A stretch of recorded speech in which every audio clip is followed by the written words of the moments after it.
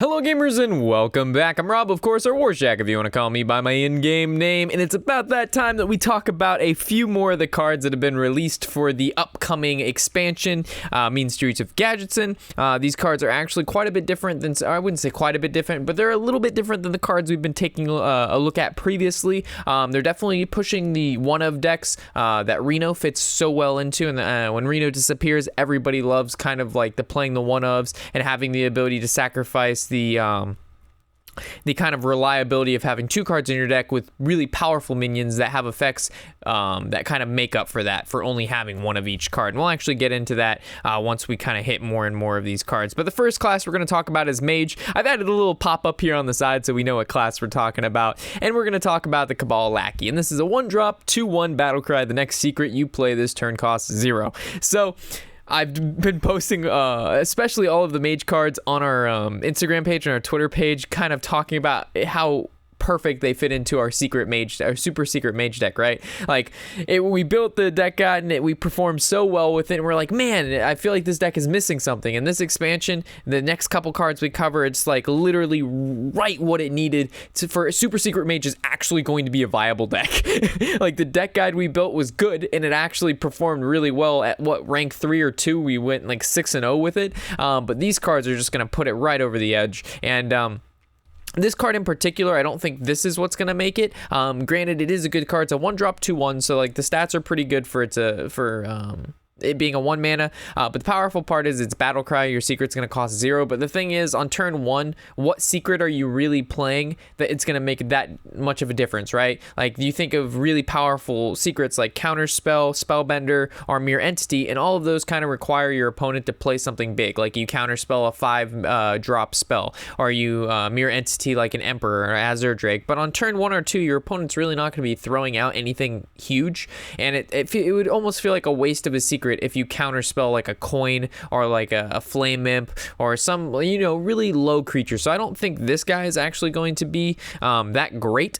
His ability, it's there's nothing different between this guy and the Korean Tor Mage, the 3-drop 4/3. Your secret costs 0, which I think is 100 times better.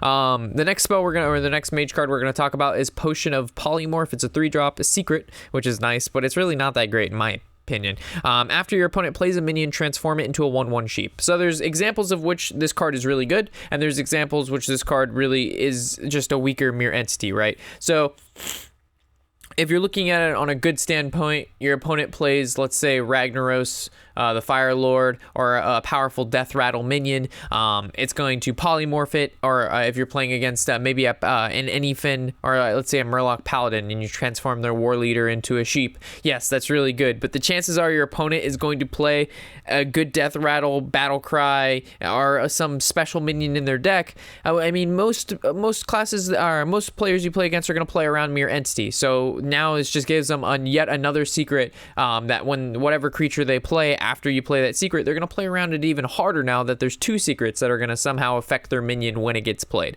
So I don't actually think the secret's that great. I would much rather prefer to play Mere Entity, as that actually gives you a copy of the creature, and because then they end their turn, you can attack with that creature and or like cast a spell, kill their creature, and then you actually have their creature. Let's say they played like an Emperor or a Sylvanas or something like that. So obviously it's preference, but I think more times than not the other secret will be better than this, but it's still a decent secret to get out of like Kabbalist Tome or something of that nature. And the thing is, your opponent is definitely, like I said, now there's 2 secrets that when you play a card that your opponent's either going to copy it or it's going to turn it into a sheep, which means they're going to play around it much more now than ever. So yeah. The next one's going to be the Volcanic Potion. It's a 3-drop, deal 2 damage to all minions. So this one's actually questionable, as I haven't actually got to play with any of these cards yet, and I only can do so much research. This is either just a spell Mage is going to get, but I also saw another card that's you guys will, for those of you who know, you can correct me. There's a card it's a 4-drop 3/3. We'll get to it when we hit neutrals. It's for Mage, Priest, and Warlock, I think, are the 3 tri-classes for that. If I'm wrong, again, haven't played with the cards yet, can only say so much. It says it generates you a potion, and this might be that potion. but it appears under the mage spells. So again, not too sure, but if this is a mage card, I think it's bad because you can just play Arcane Explosion, which is going to deal 2 damage or 1 damage to your opponent's minions. But most of the time you're going to be able to have spell power, right? Whether it's Azure Drake, Cult Sorcerer, a number of things. I mean, those are just 2 off the bat, but I mean, I've even seen a Blood Mage. So there's definitely, why deal 2 damage to all minions when you can just play a card that's 1 mana cheaper and then just have a minion out that has spell power. Granted, if you don't have spell power, it's not as good, but I would much rather not deal 2 damage to all minions, unless I have to. So this is the card that's really, I think, going to turn Super Secret Mage around, and that is the 6-drop Crystal Runner, 5/5 in stats, costs 2 less for each secret you've played this game. So it's basically a Thing from Below without taunt for Mage. Unfortunately, it's not as easy to get across as, let's say, the Shaman, because Shamans have hero power. They can use that every turn, and then the totems that come out can be synergized well with other things. As the secrets, you know, they cost mana more than 2, and most of them are played at specific times. And they're actually cards in your deck instead of just being a hero power that you would have basically used anyway. So it's not as good as Thing from Below, but it's still on the same track as Thing from Below. It will still be powerful. It will still be found in Super Secret Mage, but I think it's balanced to the point where it's not absolutely fucking broken like Thing from Below is. And it also doesn't have taunt. Which is important to note. So cool card, really like it. I think Mage deserved a card like this. You know, it plays along with their secrets, which haven't really, they haven't heard, the devs haven't really dipped into any super, you know, secret synergy besides the Kryn Tor Mage and the new guy, the Valet, and there's also the you know, the 4-drop 3/3 gain +2/+2, but a lot of those cards were part of the basic set besides the Valet. So it's good that I want them to keep pushing, you know, the whole Mage secret thing, because, you know, that's really important to the class in my opinion. I mean, it's a class with basically the most secrets besides Paladin, and Paladin secrets are just trash. Hunters have a lot of secrets too. I guess Super Secret Hunter, yeah, just forgo what I just said, I'm tired. But anyway, you guys get what I'm saying. Having like a secret viable Mage deck, really cool. I like it a lot, because of course we made the deck guide, and it's gonna explode. I'm telling you, this deck is gonna be insane. All right, so the next one's gonna be Ink Master, 7-drop 5/5, and this is the whole Reno thing I was talking about earlier, right? It's a battle cry. If your deck contains no duplicates, the next spell you cast this turn costs 0. So I'm gonna note again, when I say okay, when it says if your deck has no duplicates, which means you can have 2 of the same card in your deck, guys. You just have to draw at least one of those before you play this card, just like Reno Jackson. A lot of you'll see my Reno Jackson deck guides, and I'll have like maybe 2 Azure Drakes, or in our Paladin deck, we had 2 Consecrations or 2 Doomsayers, and you guys like, why would you ever do that? Reno doesn't work. It's like, no, Reno does work. I explained in the video a million times, but I'll say it one more time, guys. You just need to draw the duplicate card if you have it still in your deck prior to playing this card. You can still trigger this with multiple cards of the same type in your deck. But yes, so any spell you cost 0, obviously the first thing you think of is Pyroblast their face for 10 damage. It's free 10 damage. You don't want to play Pyroblast in your deck, guys. Pyroblast is a cool card, and it's definitely, if you're a budget player and you happen to pull it out of a pack, good, play it. Works. But if you're looking at the more competitive aspect, you're looking to probably place the Ink Master, combo it with maybe a tome, right? Maybe even combo it with, let's say if you're going to play this card, you're most likely playing some form of Control Mage, and if you're playing Control Mage, you're going to be playing the other card that allows you to build a potion, and that potion that you're going to build is either going to be 5 to 10 mana, and it's going to have a crazy amount of abilities, which we covered in part 1 of this, if you can remember that far back. And you can actually combo this card with that 10 mana potion, which would be absolutely crazy. So keep that in mind. Combos, they're coming, and I'm definitely going to be building that deck because it's going to be absolutely insane. Moving to our next Warlock. See, look at that little hand pop up on the left hand side of your screen, right hand side of your screen there. That's what I'm saying. Those updates, though, that quality, though. Okay, so we have our first Warlock card. Super excited. We knew they were kind of going to push demons, right? Demons, they've been saying for a long time, we really want there to be a viable demon deck. We don't only want there to be Zoo and then the occasional Reno lock. They destroyed fucking Handlock because they're a bunch of bastards. Like, they took Molten Giant and they killed it, and Molten Giant was such a core part of the Handlock deck, and they just utterly annihilated that card. But besides that, Warlocks, demons, it needs to happen. It's just part of the deck archetype, and this card is going to help make it happen. It's a 7-drop Bissell Enforcer, 6/6, so obviously you're paying not for exactly the stats for 7 mana. You're going to be paying for its battle cry, which is deal 3 damage to all other characters. Obviously, you'd play this in some form of control or late game demon deck. Obviously, it's basically a Hellfire attached to a creature. Hellfire costs 4 mana, and let's say 6/6 in stats is worth 5 mana, so you're basically getting 2 mana off a Hellfire. So I think it's nice. It's Warlock already has very limited cheap AoE. They have Soulfire and they have Hellfire. They have Demon Wrath, but it's questionable, right? Because in the mirror match, it's kind of bad. And also, it's only 2 damage and it takes, I believe, 3 mana. So it's just not too swell there, right? So I think this is, I think at least a one of in maybe some control demon decks. It'll definitely fit into a Reno deck from Warlocks. Without a doubt, this is going to be found in Reno decks, and solid card. Next one's going to be the Sea Devil Stinger. So this is a 4-drop, 4/2 class-specific Murloc card. Battlecry, your next Murloc you play this turn cost health instead of mana. So it's a very similar ability to the Cho'Gall ability, but instead of summoning a spell, you are playing a spell, you're summoning a minion, right? And as we know, Cho'Gall is one of the... he's trash. You can say, oh, wow, Cho'Gall has won me. No, he hasn't. No. He hasn't. I have yet to... I don't think... I've been playing this game for 3 years. Not that Cho'Gall's been around for 3 years, but since that card has been released, I played this game, I want to say, almost every day, and I have yet to see him one time. One time. Just once. Yet to see. Maybe they got him out of, like, the release from a Golden Monkey, and then they were even sad then. So, to say that Cho'Gall is good, and this card is good, same ability-ish, you know what I'm saying. But the thing is, you get to play a minion, which allows, obviously, if you're playing a Murloc Warlock deck, you're pushing for board control and allowing to sacrifice health in a deck that is going to be pushing for field early on and not really worry about their health is quite valuable. So I think if Murloc Warlock is good, this card will be played in that deck. If Murloc Warlock is bad, this card won't be played, obviously. But the best Murloc, obviously, War Leader or that new Ninja one. So... but I hope Murloc Warlocks, I hope it's okay, right? We don't want Murlocs to be a T1 deck because that's just, we can't have that kind of shenanigans here. But I think it should be an okay deck, right? It should perform well, but not extraordinary. The next one we're going to talk about is the Blood Fury Potion. It's a 3-drop, give a minion +3 attack. If it's a demon, also give it +3 health. So obviously pushing more of continuously pushing that demon route. The thing is here, it's basically this card, and when I was thinking about it, I was like, all right. Mark of the Wild is a druid card. It's 2 mana, and it gives +2/+2 and taunt.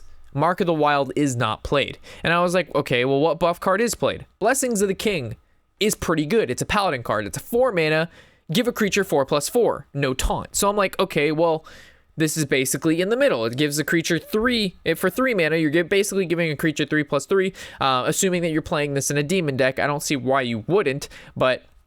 we're going to make the assumption you're going to be playing this in a demon deck. So it's like in between a Blessings of Kings and Mark of the Wild, or Mark of Nature. Is it Mark of the Wild? No. It might be Mark of the Wild. I don't think it's Mark of Nature. You know what I'm talking about. 2 mana, 2/2 druid spell. So I'm not really sure how good this is going to be, right? It's like in between a decent card and a card not seen. So it's hard to say if it's going to be good or bad. I think it might be like a one of, again, in maybe a demon warlock, but I just can't see them playing 2 of this card because it's a 3-drop 3/3. That's all it is. It should be 2 mana, give your guy 2/3 or 3/3 for 2 mana, or like give it 2/2 and draw a card, but then you have yourself Mark of Yasharj or whatever the fuck that's called. So I think they could have done something cooler. I really think they could have done something a lot cooler with buffing demons than just this, but that's just me. Felfire Potion, again, one card I think they could have done better. It's 6 mana, deal 5 damage to all characters. So it's basically a Ysera Awakens. It costs 4 more mana, and it doesn't even exclude your demons. Like, let's say this would have cost, if this would have said it doesn't damage demons, then it would be basically an exact replica of the Dragonfire Potion we've seen with Priest. But this is going to deal it to all characters, including, I'm assuming, face as well, because it says all characters. And, I mean, it fits with the whole Warlock thing, you know, hurting yourself, hurting everybody. It's just just a very hurtful class. But I just think they could have done something a little different. You know what I mean? It's so similar to the Dragonfire Potion. It's unreal.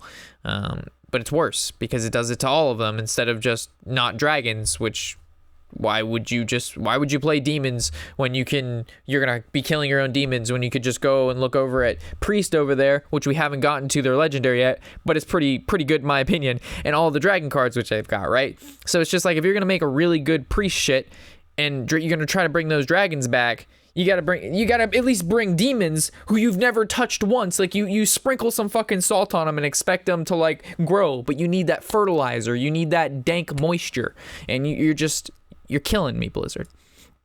Heading over to Priest. Check this bad boy out. 5-drop, 5/5 battle cry. If your deck has no duplicates, your hero power costs 0 this game. Wow! This guy is okay. So first looking at him, you're like, this is fucking insane, absolutely bonkers. 10 out of 10 would play, you know. Priest is now the most broken class ever. But if you take a closer look at Priest hero power, it doesn't actually do anything. So not to be rude to Priest, obviously in Shadow Priest this is going to be pretty good. Like in Shadow Priest this will be a very like this is basically more so a Shadow Priest card than I would say Holy Priest, because right now as you can heal yourself for 2 mana, 5, you're already playing this halfway into the game. And halfway into the game, you're only going to have so many big creatures in your deck, and you're going to find yourself having extra mana towards the end of the game. A lot of control matchups, you're basically just hero power back and forth, or play like a 4 to 6-drop creature, and then that's it. So your hero power costing 0 is good. And this is a good card, don't get me wrong, but it's just not as powerful as what people think, because you're not utilizing the mana that late in the game most of the time anyway. You're not using all 10 mana every turn at turn 10. I mean, from my experience playing Priest, a lot of your hero power matters really early in the game, right? You would want this card to be like a 2 or 3 drop 1/1 or something like that, because you're not playing this card for the stats, you're playing for its ability. And its ability is most beneficial at the beginning of the game. Like if you draw this card once it hits turn 10 or later, that 0 mana doesn't really change anything. Again, unless you're playing like Shadow Priest. And even then, you're most likely going to have leftover mana anyway. So, good card, don't get me wrong, but it's just not as good as what people are kind of playing it up to be. So, that's just my opinion. Again, all these are just my opinions, guys. I'm sure I'll definitely hear a lot of your guys' opinions in the comment section below, but just keep in mind, just this first look, haven't got to play it yet, this could be the most ridiculous card ever to be released in the ever of ever zone.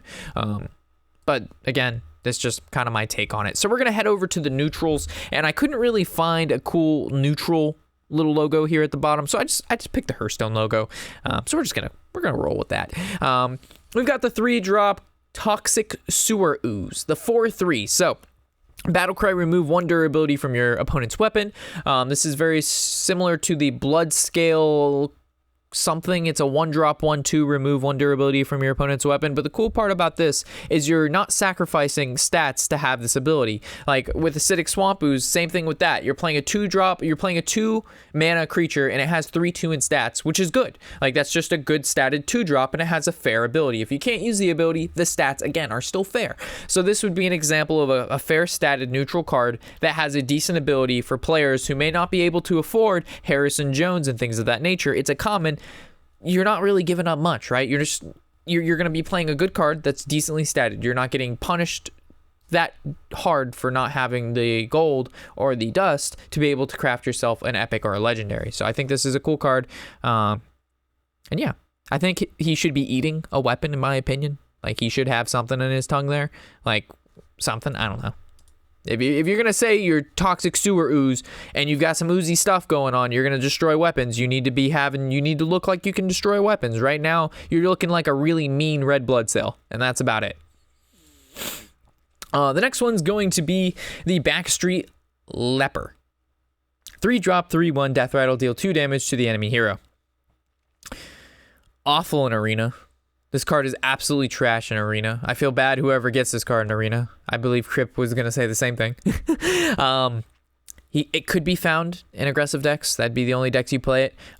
It comes to mind because it has 1 HP. They, of course, did that on purpose. And it's going to... I mean, the Paladin deck, what is it? Darkshire Councilman, I believe it's called. Or it's Darkshire something. I don't know. You guys know what I'm saying. So the 3-drop Paladin card, 3/3. When you play a card with 1 HP, give it Divine Shield. So this card with Divine Shield, now we're talking. has 3 attack, death rattle, deal 2 damage, so 3 drop, deal 5 damage if it lives to hit face 1 turn. So all right, so this was the Chemist I was talking about. Oh, I was right. It's Priest, Warlock, Mage. Damn, I had no idea what the fuck I was talking about, and I got it right. That's what I'm saying. So this is the 4-drop 3/3 Battlecry. Add a random potion to your hand, and that potion, it could have been the potion we discussed earlier, the 3 mana, deal 2 damage to everything, and it could just be that. It says random potion, so obviously it's going to be different, I think. And I'm not sure if that potion correlated to this card, but the websites that I pulled these cards from, it was under the Mage, so I'm just putting it with the Mage. I'm not trying to get too fancy here. I'm just letting you know I'm not too sure. So again, this card, not quite sure yet, but if it pulls that potion from it, it's going to be pretty good, in my opinion. The next one, so they released these kind of troll cards, the Hoggers. So this is a 4-drop 4/4 Battlecry. If your opponent's hand is empty, gain charge. Obviously, it's just basically a 4-drop 4/4. The chances of your opponent's hand being empty is very slim, unless they're playing an aggro deck. And if they're playing an aggro deck and you've got this card in your hand, so be it. But it's just one of those filler cards. It's just like a funny, it's just one of those abilities that's not really going to happen, but if it does, you know, I don't even know. I wouldn't play this ever. The Bomb Squad. So this card, I looked at it and I was like, you know what, its ability is cool, but I wasn't thinking Evolve Shaman, right? I wasn't thinking Purify Priest. Know what I'm saying? No, but Evolve Shaman is where this card is, I think, going to be found. And he's a 5-drop. 2/2 Battlecry, deal 5 damage to an enemy minion. So again, enemy minion, not face, not directly minion, which makes it it makes it a lot worse. If it could hit anything for 5 damage, that'd be crazy. That'd actually be, I think this would see a lot of play. But because it's only a minion, limits what it can and can't do. Death rattle, deal 5 damage to your hero. So obviously you want to get rid of it. So what, 2 things. Evolve Shaman, you play it, right? Deal 5 damage to a minion, you get rid of the minion, you evolve it, it turns into a random 6-drop. Or your opponent drops a Sylvanas Windrunner. There's not really any current good answers to that card in our deck unless you have no cards on the field and you can deal with it, you just kill it naturally with spells because you have no cards and it's not going to take anything. Or you can transform it, which is limited to very few classes currently. We've got, you know, Warlock or Shamans who can Hex, Mages who can Polymorph, and then Priests who can Entomb. But besides that, Warrior really suffers, Paladin suffers a lot. So cards like this, you know, your opponent drops Sylvanas, you play this card in it, you essentially killed their Sylvanas, gave them a 2/2 that's going to deal 5 damage to them.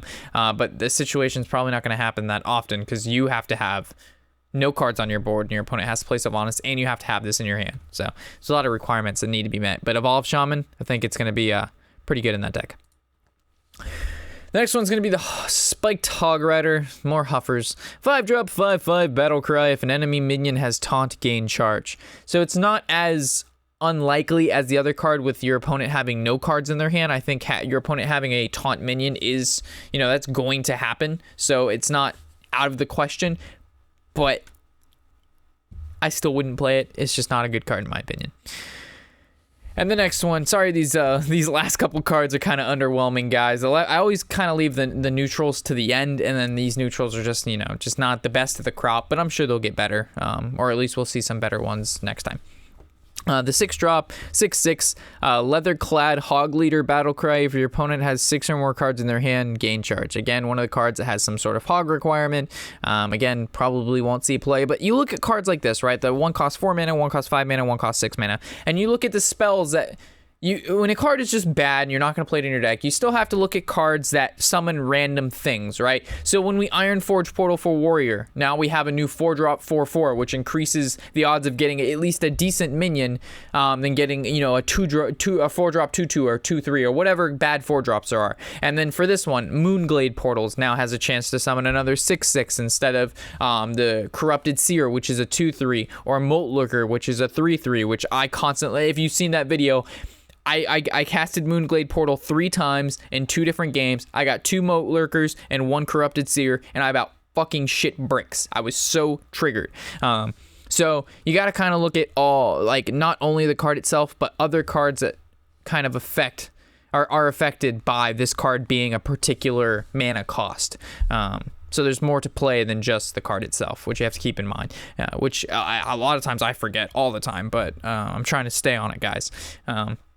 So with that said, hopefully you've enjoyed this 4th part of the new cards, the Mean Streets of Gadgetzan. If you've enjoyed what you've seen, that's good. And if you haven't, I'm sorry. So leave your comments in the section below if you have any or anything I might have missed out. You know, I only can cover so many things per episode, and I try to cover as much as I can for a first look. But of course, I'm gonna miss out on those. And if you have, for those of you who saw that I missed out on something, let me know. As always, I'm Warshack, of course, and happy whatever the hell day it is.